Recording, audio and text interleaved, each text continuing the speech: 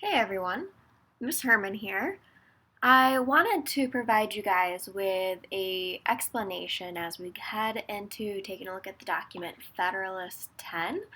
There's a lot of great resources out there on the internet and there's a lot of great videos, but sometimes it just helps to hear me actually explain what these things are talking about and kind of provide some of the background explanation of, hey, what was happening during this time period.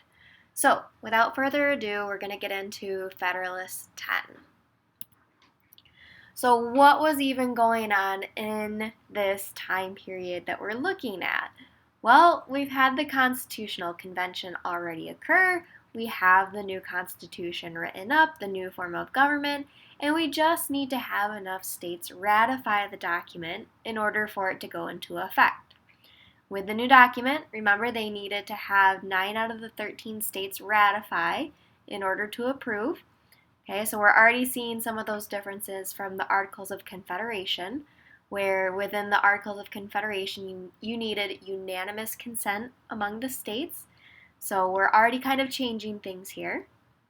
And within the Constitutional Convention, coming out of it, we have these two major groups develop, where we have the Federalists and the Anti-Federalists. The Federalists, primarily made up of Madison, Hamilton, John Jay, they believe that we should ratify the Constitution as is, that it's great, it's going to fix all of our problems, that it's going to give power to a federal centralized government, and it's definitely arguing that, yeah, states will still have powers. They haven't lost anything, the people still have rights, we're just making the federal government stronger. Because previous to this, obviously there were some issues. Now, on the other hand, you have your anti-federalists. Henry and Mason primarily were our leaders of this group, and they were really worried about individual and state rights. Because if you read through the Constitution, it's primarily only talking about centralized government. We don't talk about the structures of states. We don't talk about the individual citizens at all, and so there were some major concerns coming out of these debates and these arguments. One of the biggest concerns was the Bill of Rights. Okay, so when they came out of the Constitutional Convention in Philadelphia, there was no Bill of Rights. It was just the Constitution. It was the Articles 1 through 7. That was it. And that was the big problem because, again, we're concerned about individual rights. We're concerned about the citizens, and we're concerned that the federal government is going to be getting too big, too powerful. Again, our founding fathers were really worried about having tyranny happen again. They just broke away from the king. They don't want to have a monarchy. They don't want one person or one group of people to be in control. So how are they going to protect this? Well, anti-federalists, they wanted specifically written down these rights to be protected, either for the states or for the people. And they said, hey, if you don't write these down, how do we know the federal government is going to protect you? Okay, so they wanted specifically rights written down. Whereas on the other hand, you have your federalists who are saying, no, we shouldn't be writing these rights down because if we write them down, are we only limiting the people to these rights? Right? So you're kind of putting them within a box and not letting these rights be expanded. So they're saying we shouldn't write down these rights, just assume that you have them, we'll deal with it later. Okay, so here's the argument. Without the Bill of Rights, are we actually protecting our rights, or by writing it down, are we limiting citizens to the rights that they have access to? So coming out of all of this, the two sides obviously ended up writing some pretty great documents that we still look at today to see into the minds of our founding fathers. The Anti-Federalists wrote Brutus I. You guys watched a couple of videos already on this. If you don't remember or you aren't sure, head back to Monday and you're going to see some videos there. Our Federalists, again, the people who are in support of the Constitution, they wrote a lot of essays in order to persuade the people, the citizens in the states, to vote yes on this new form of government. Okay, so in our class, we actually only take a look primarily at these 4 Federalist essays. Federalist 10, Federalist 51, Federalist 70, and Federalist 78. For this unit, we are going to be analyzing Brutus 1 and Federalist 10 because that's dealing with the big idea of a federalized government.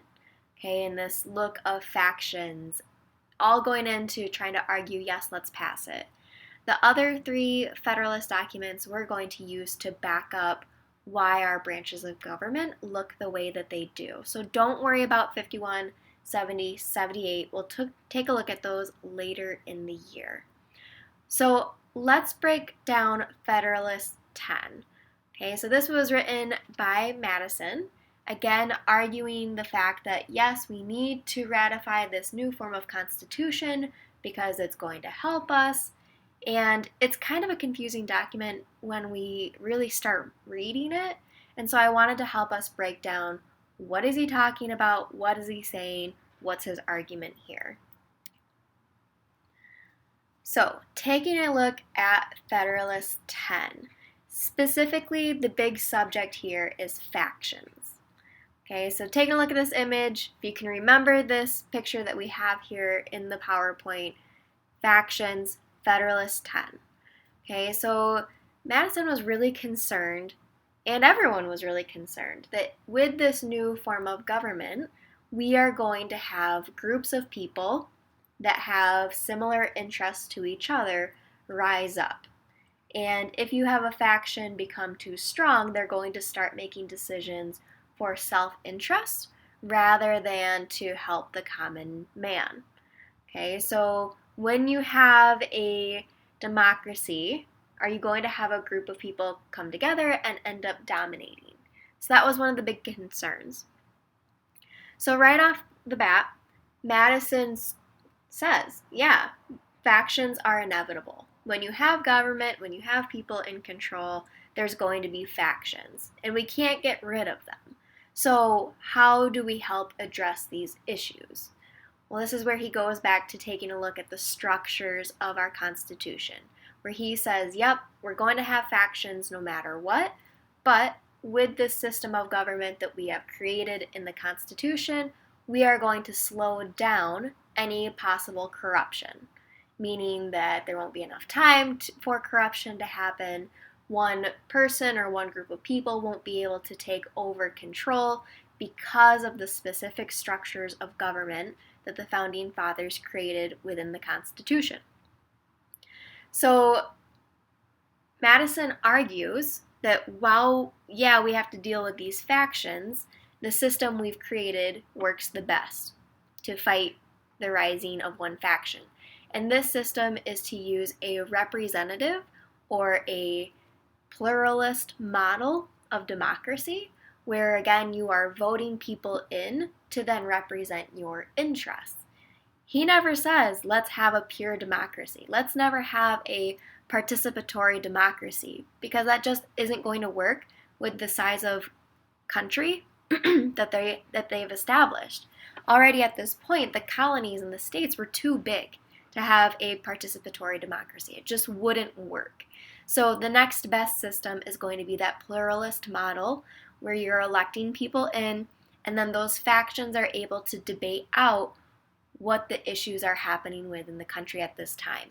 And it's going to slow down that faction corruption process because it's forcing those elected people to go back and listen to their constituents. They are forced to go back and listen to all the interests of people around the country. And that takes time. And so quick, corrupted decision making isn't going to be as easily obtained with the new constitution that's been created. Okay, so Madison then goes into saying, like, how do we deal with these factions specifically? Well, you can either remove the causes or control its effects. So taking a look at this bullet point here for removing the causes, this is him saying, like, how do we get rid of factions in the first place? Well, you can either destroy liberty, meaning that you're taking away the people's rights, or you make sure that everyone has the same opinion. which, again, isn't plausible. It's really not going to work. You don't want to take away people's rights, because that's worse than having factions in the first place. And you also don't want to force everyone to have the same opinions, because that's not freedom either. So he's actually saying, we can't even deal with this. Factions are inevitable, factions are going to happen, and instead, how we deal with this corruption is by dealing with the effects of factions. And this is where he's saying, again, our system we've set up is the best way to handle these factions. We can't stop it from happening, but we can make the effect less hurtful, right? So with controlling the effects of factions, we need to have a large republic style of centralized government. Okay, so again, voting people in, making those decisions for you. And by having this system of federalism where you have a strong federal government, strong state governments, and then local participation, you are able to disrupt any of that corruption that may happen. And again, all goes back to the system that they've created within this new constitution coming out of the Constitutional Convention. So think of it this way.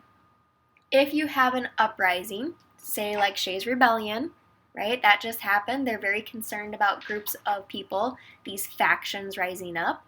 If you have a faction rise up in the local government system, the state or national government can step in and quell that. Okay, they can stop that uprising. If there is corruption at the state government level, you can have the citizens within that state step up and call out those people, okay? Or you can have the national federal government take a step down and kind of step in as big brother and say, this isn't working, you need to stop. We're kind of coming in to handle these issues. Finally, if you have an issue at the national level, you have all of the different factions of the states that are able to step up and say, hey, can't be doing this, okay? So in reality, the solution that Madison proposes for dealing with factions is to continue to have factions. To get rid of factions or to deal with the effects of factions is to have more factions. Okay? So dealing with the factions, the self-interest, corruption, is to ensure that you have more groups that have a voice and that all of those minority groups are able to step up at any point and say, hey, this majority group, you aren't representing the best interest for the people anymore. So allowing multiple groups to come in and be a part of those conversations. Okay? So, coming out of this, here's the big thing you want to make sure you know or are able to answer to this question. According to Madison in Federalist 10, what is the solution to factions? Okay, so if you aren't sure, you may want to rewatch this video again. Take a look in your book. The page, if you are looking specifically for maybe a quick summary, you can see the foundational document for Federalist number 10. It is on page 23 of our AMSCO textbook. And you guys will also be getting ready to do an activity today where you're going to break down the document itself and kind of look at his wording as well. As always, let me know if you guys have any questions.